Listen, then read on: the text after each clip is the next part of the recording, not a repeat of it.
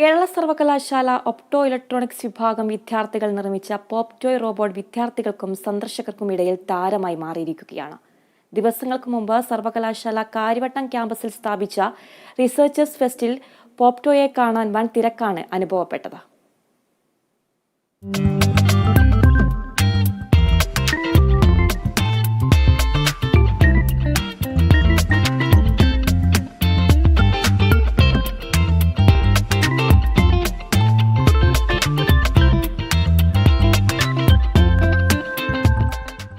പ്രിന്റിംഗിന്റെ സഹായത്തോടു കൂടി പോപ്പി എന്ന റോബോട്ടിന്റെ മാതൃകയിലാണ് പോപ്റ്റോ വിദ്യാർത്ഥികൾ രൂപപ്പെടുത്തിയത്.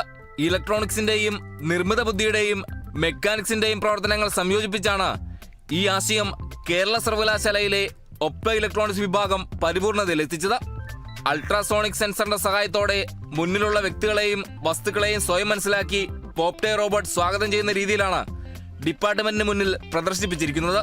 ഡിപ്പാർട്ട്മെന്റ് മേധാവി പ്രൊഫസർ സാം സോളമന്റെ നേതൃത്വത്തിൽ ഗവേഷക വിദ്യാർത്ഥിനി അനശ്വര കൃഷ്ണയും എംടെം വിദ്യാർത്ഥികളായ രാമകൃഷ്ണൻ, ആദിത്യ, പൗർണമി, ആരതി അക്ഷയ്, അഖിൽ, ജിനോഷ്, ശരത് എന്നിവർ അടങ്ങുന്ന സംഘം 15 ദിവസം കൊണ്ടാണ് റോബോട്ടിന്റെ നിർമ്മാണ പ്രവർത്തനം പൂർത്തിയാക്കിയത്.